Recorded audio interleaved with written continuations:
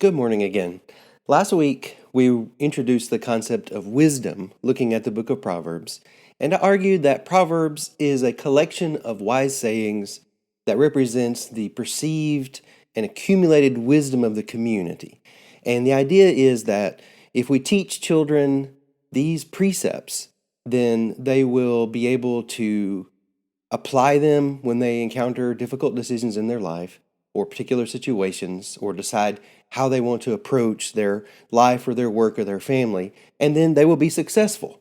It's a very clear, black and white presentation of moral and ethical choices and practical choices, good versus bad, wise versus foolish, hardworking versus lazy, successful versus failure. And is very optimistic. The idea is that if we teach these things, then people will be able to learn them and they will be able to experience these good things in the world.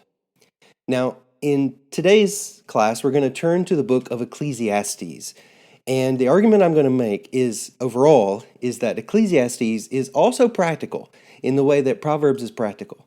However, it is much more skeptical. It looks at the world and says, are we sure that these principles, that these accumulated wise sayings actually guarantee success? If you work hard, are you guaranteed to succeed? If you put the right effort into your family, are you guaranteed to have a successful family? If you do the right things with your body, do you exercise, you eat well, treat yourself right, are you guaranteed to have a long life and a healthy life?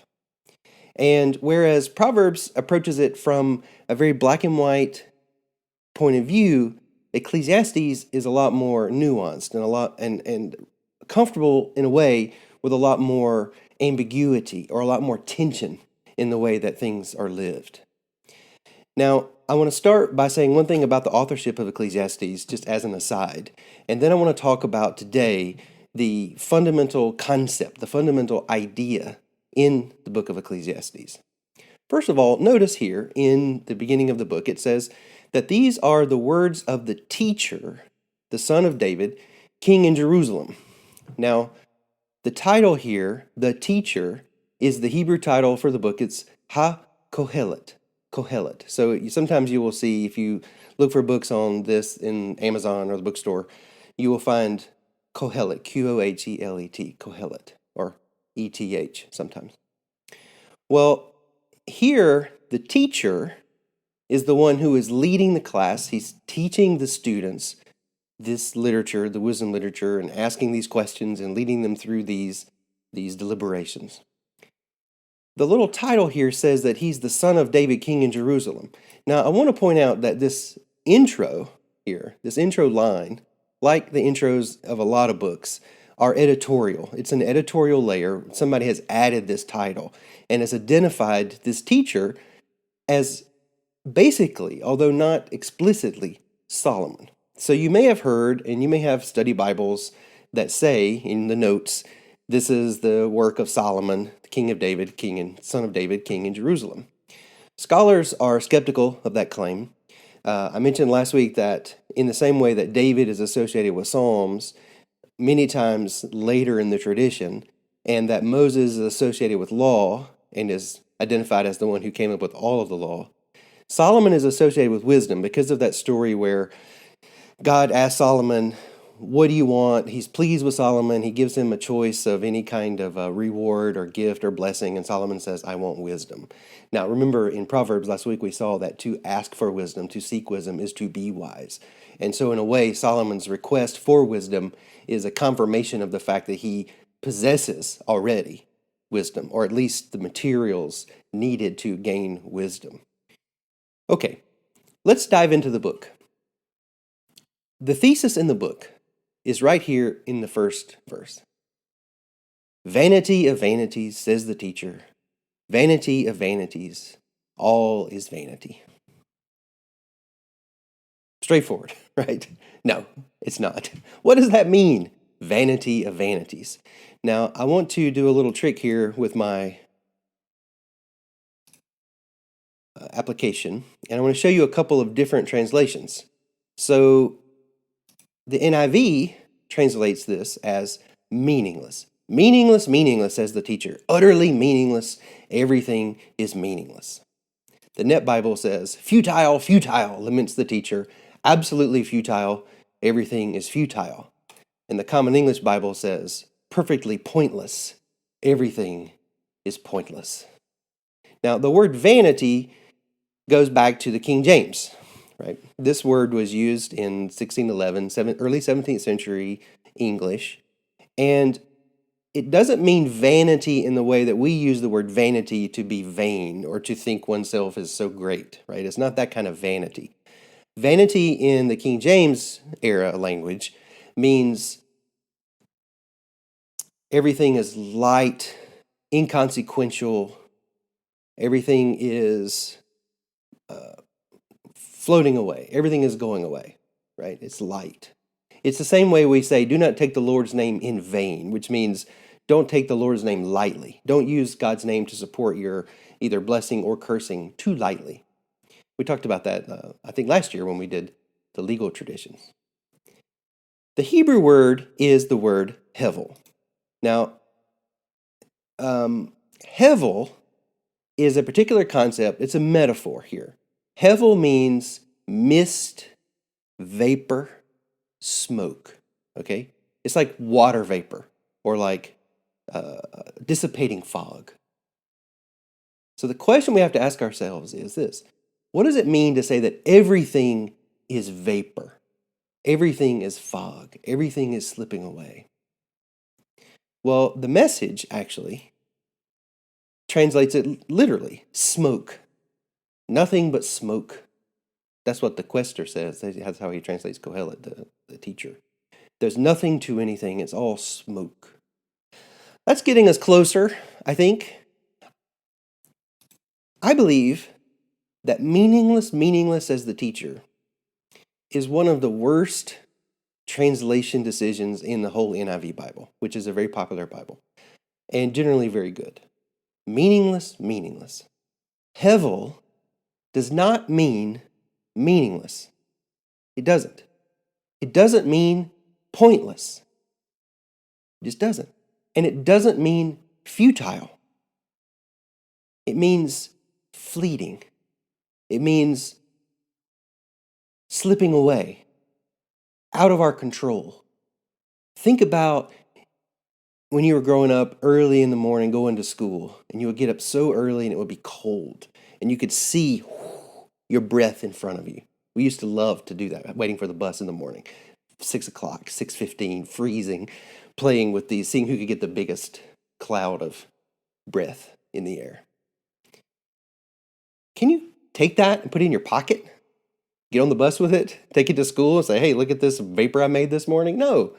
It's there when the conditions are there. If I went outside right now, it's 99 degrees today. There's going to be no vapor in the air. You can't control it. You can't make it last longer than it will last. It is here and then it is gone. So the question is, what does it mean to say that everything is like that? Everything is here and then gone. What does that mean? Well, let's do an experiment. Take a moment to fix in your mind a memory. Think about a moment when something really great was happening, like something very momentous was happening. Doesn't necessarily mean good, but let's stick in the good reign for now. Something really momentous was happening. And you had that rare perception in that moment, and you realized, holy smokes, that something really good is happening right now. And you recognized that this is happening right now, and I'm experiencing this very important moment, and then in a little while, in a minute or a day or a week, it's going to be gone, and then things will never be exactly like this ever again. That's hevel. For me, the example that I often give my students is when my first son was born. My wife and I had struggled with infertility for many years and adopted.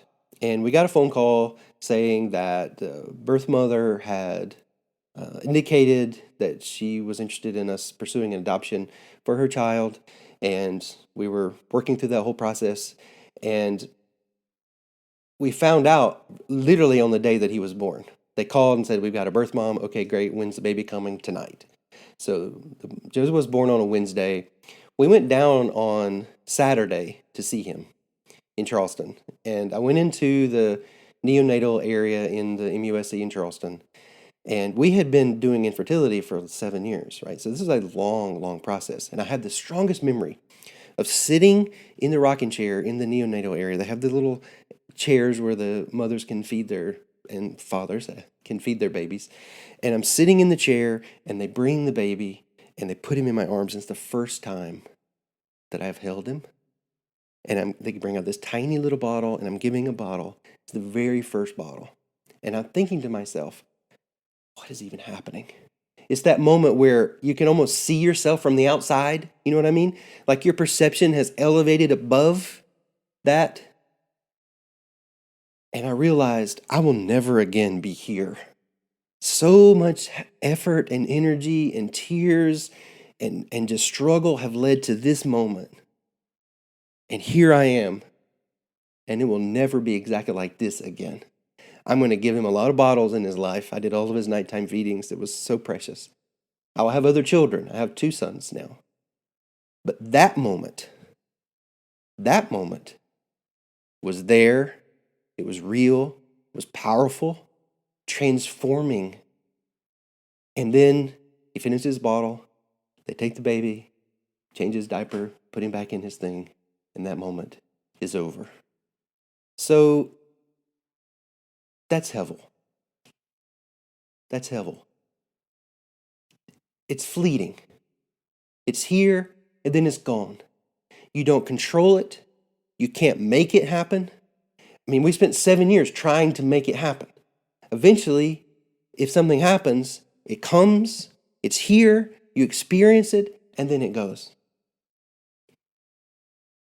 So in our NIV translators, I would ask you, is that meaningless? If things are fleeting, if everything is fleeting, does that make it meaningless? And the answer is no. That's not meaningless. I think you could argue that it's the opposite of meaningless. I think you could argue that it makes things more meaningful. That now all of a sudden you recognize when everything is hevel, you recognize that it comes and it goes and then it's gone. And so what would it mean to live life in the awareness that everything is hevel?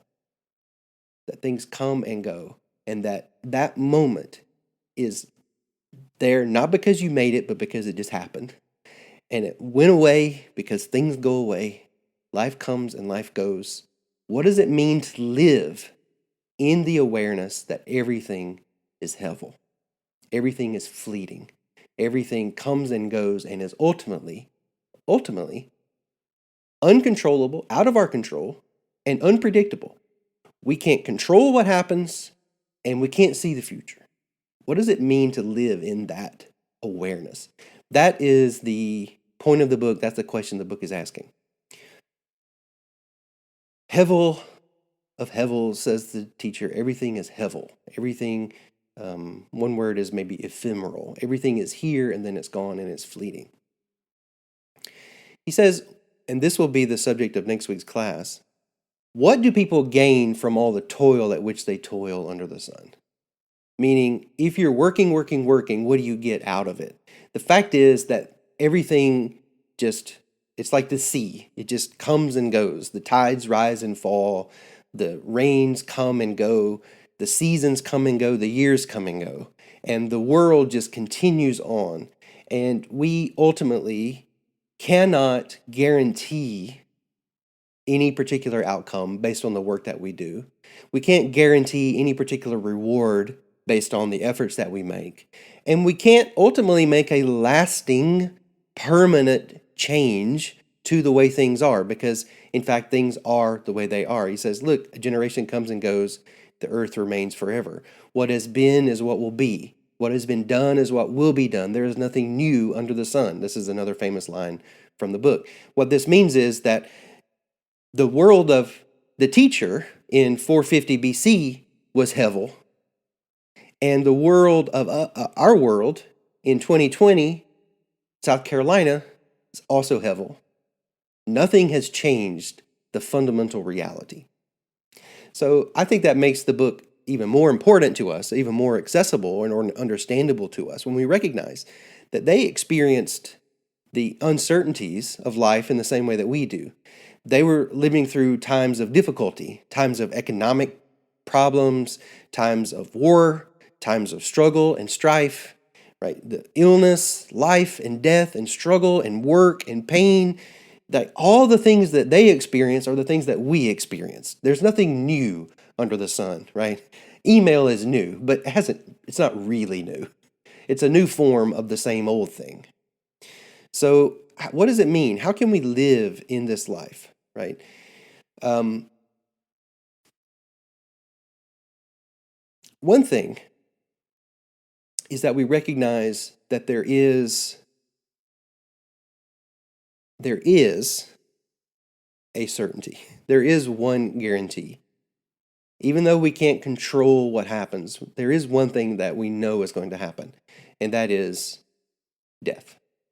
So here, toward the end of chapter 2, he's talking about wisdom and folly, and he says, look, on the one hand, we affirm that it's better to be wise than foolish. The wise have eyes in their head, but fools walk in darkness. He's quoting a proverb. He said, look, we recognize that there is value to the Proverbs. However, the fact is, everyone is going to die. The same fate befalls all of them. What happens to the fool also happens to the wise. So why work? Why struggle? Why go to all the trouble to be wise when you're going to die in the same way that the foolish person is going to die? And you say, well, maybe there is something after this world. Maybe there's divine justice that establishes folly and wisdom in the judgment or in heaven or something like that, right? Well, Kohelet, Ecclesiastes, raises this question. He says, well, I do believe, he says, in my heart I know that God judges the righteous and the wicked, right? There's this push and pull all the way through the book. We know that wisdom is better than folly, but yet we know that the wise die just like the foolish do. We affirm that God judges the righteous and the wicked in some way, but the fact is, as creatures, as animals, we have the same fate as all animals. The dogs and the birds and the insects are dying, and we die. And all are from one place, all are from the dust, and all go to the dust, right? And you say, well, maybe we're different. He says, who knows whether the human spirit goes upward and the spirit of animals goes downward to the earth? Who knows, right? So if you're thinking about guarantees and rewards, even afterlife, even the idea of divine justice afterwards, that there's something enduring about the soul that experiences this larger cosmic justice compared to, say, animals. Even that is in the realm of maybe, right? We believe in our hearts, or we hope, we affirm, right? He says, I believe in my heart, but what do I see with my eyes? With our eyes, with our perception, from our limited human perspective, we realize that we don't know. We see people come and go, and then that's it. So, the purpose of this first class, this might end in a little bit of a down note, but the purpose of this first class is to raise that question. What does it mean to live in a world that is hevel? What does it mean to live in a world where everything is fleeting, where things come and go and they're out of our control and we can't predict the future, where we work and work and work and there's no guaranteed return, no guaranteed reward, where people work hard to be righteous, work hard to be wise, but it doesn't have any advantage over those who are lazy and failures and foolish and wicked, because in fact we die in the same way that they die. And in the end, who knows whether that actually made any difference whatsoever. Some people might argue that this is pessimistic. I do not see it as pessimistic at all. I see it as a very realistic perspective on the world that limits itself to what we know from our human observations. And the thing that we know is that everything is fleeting, yet death comes for us all. How do we live in that knowledge? And there's a hunch here, and we're going to unpack this more next week.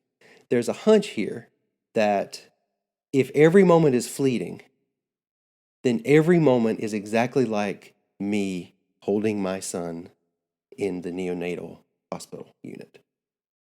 What if every moment is precious? What if every moment is significant? What if right now is one of those moments? Now, I'm having a moment. I'm recording. You're watching this in your own time. I don't know where you are, when this will be, what's around you, who is around you. And in this time of Corona, who's not around you. But Ecclesiastes affirms this fundamental reality, this fundamental truth that we have to keep in mind, which is that every moment is fleeting, which means that every moment is precious. Every moment is sacred, because that is the moment that you are living in. The things that came before are like the tides, they don't matter. The things that are coming in the future are beyond our control and beyond our prediction. The only thing we can live in is right now. Now, there are other philosophies in the world that come from that perspective. The other religions have that idea. This is not a radical idea necessarily. It's not a unique idea, but it is a very, very powerful idea to live in the knowledge of the sacred nature of the present moment, of the people who are around. Whenever I talk about this, I think about my son. He's 15 now. Yesterday, he got his learner's permit to drive. And yesterday, for the first time, I got in the car in the passenger seat and we drove through our neighborhood to the Dollar General to get a snack. That's what he wanted to do for his first outing. And I'm driving along and I'm thinking, wow, this is one of those moments, right? He's going to look back and remember driving with me in the way that I remember driving with my father way back when. And my goal is to do a better job than my dad did, to be honest, in patience, right? This is one of those moments. It's right here. In a minute, I'm going to stop recording and I'm going to go in there and I'm going to see how he's doing this morning.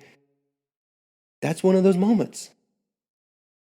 What are you going to do now? What are you going to do in the next 5 minutes? Because that is hevel. And Kohelet, the teacher, reminds us, take advantage of it. Okay, next week we're going to look in more detail at this notion of work and the meaning of work. And I hope this was interesting and thought-provoking. And I look forward to catching up with you next time.